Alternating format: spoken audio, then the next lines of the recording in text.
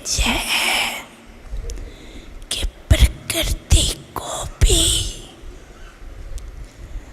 तमोगुणी से सतोगुणी बना नहीं। ये चैलेंज है ना, है। आप सबने ये चैलेंज किया है कि प्रकृति को भी सतो प्रधान बनाना है। कांधे लाओ, ऐसे लाओ, देखो, देखा देखी नहीं लाना, दिल से लाना।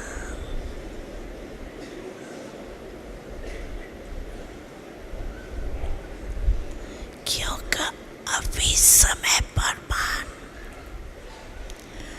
तीव्र पुरुषार्थ है वृद्धि से वायुमंडल बनाने का। तो वृद्धि में अगर जरा भी किचरा होगा तो वृद्धि से वायुमंडल कैसे बनाएंगे?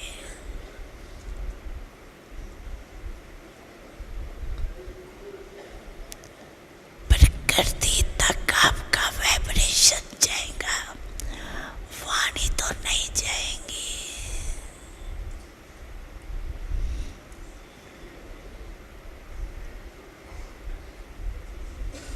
वाइब्रेशन जाएगा और वाइब्रेशन बनता है वृद्धि से, और वाइब्रेशन से वायुमंडल बनता है।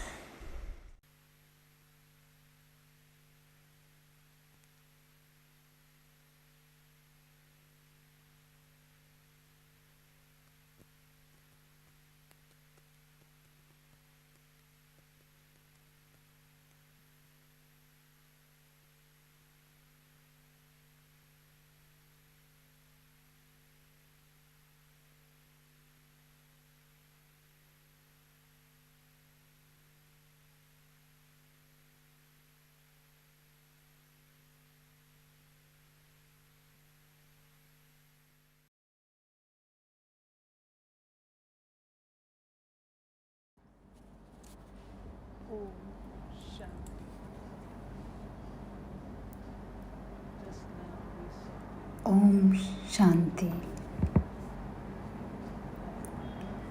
अभी अभी हमने अव्यक्त बाप दादा का वीडियो क्लिप देखा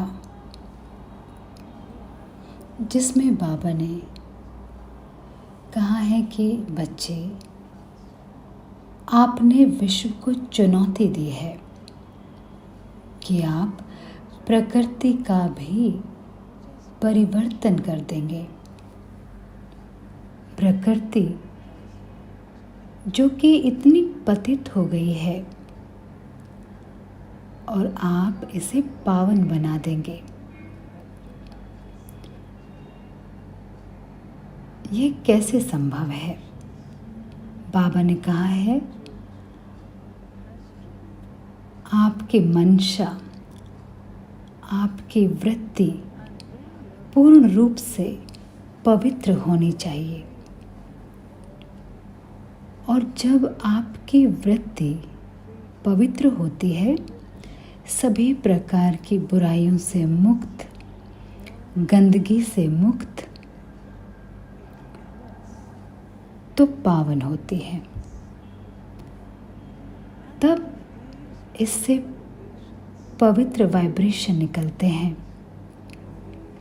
और ये पावन पवित्र वाइब्रेशन पावन वातावरण का निर्माण करते हैं। इसे कैसे किया जाए? बाबा ने हमें इशारा दिया है। प्रकृति जो पावन थी भरपूर थी, सुंदर थी, वह अभी प्रतिशोधी बन गई है। क्यों? अगर हम अपनी स्वयं की नेचर को देखें, हमारी नेचर पहले कैसी थी और जब से हम पतित बने हैं तो प्रकृति भी पतित बन गई है। हमने सभी नकारात्मक अवगुणों को धारण कर लिया है, जो प्रदूषण, शोषण, दोहन आदि के रूप में प्रतिबिंबित होते हैं। प्रकृति भी पतित हो गई है।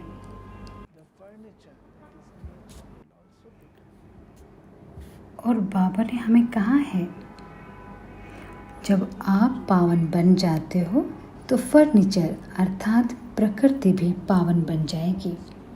इसका अर्थ है हमें जो पावन विचार हम जो रचते हैं उनकी पालना करनी है, उन्हें बरकरार रखना है, जो कि हमेशा सकारात्मक, हमेशा रचनात्मक, हमेशा शक्तिशाली और शुभ भावना और शुभ कामना से भरपूर हों।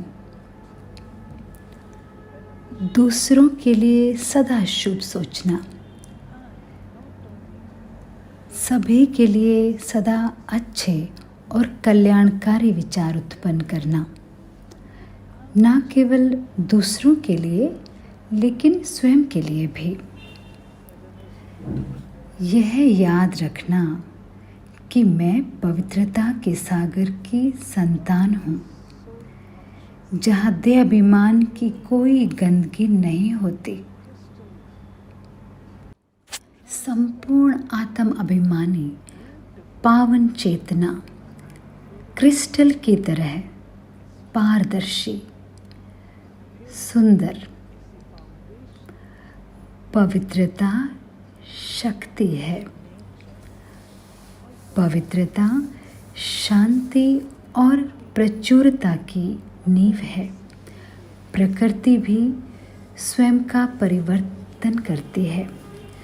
जो कुछ भी हम सोचते हैं उससे वातावरण प्रभावित होता है, क्योंकि जिस प्रकार के वाइब्रेशन हमारे होते हैं वही वातावरण का निर्माण करते हैं और वे प्रकृति को प्रभावित करते हैं। कितना अच्छा होगा इस प्रकृति को पावन बनाने के लिए हम अपने विचारों में,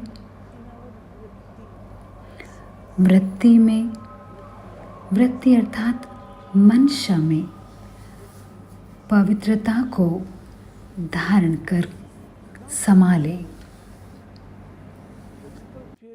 केवल देह की पवित्रता नहीं, लेकिन मन की पवित्रता अधिक महत्वपूर्ण है। और जब यह पवित्रता साकार रूप में प्रतिबिंबित होती है तो यह हमारे आसपास की हर चीज़ को परिवर्तित कर देती है। तो आप मंदिरों का, गिरजाघरों का वातावरण देखें और घरों का या किसी क्लब्स का वातावरण देखें। क्या चीज़ है जो वातावरण का निर्माण करती है? हमारी सोच, हमारे विचार, हमारी वृत्ति, हमारी वाइब्रेशन वातावरण का निर्माण करते हैं। यह प्रतिदिन माइक्रो लेवल पर होता है और अगर हम एक साथ मिलकर अगर हम इसका अभ्यास करें तो निश्चित रूप से प्रकृति सतोगुणी में परिवर्तित हो जाएगी, जो बहुत स्नेही, दाता, सुंदर, प्रचुर हो जाएगी और हम प्रकृति पर विजयी रतन होंगे। हम स्वयं ही अपने वातावरण के रचयिता हैं। ओम शांति।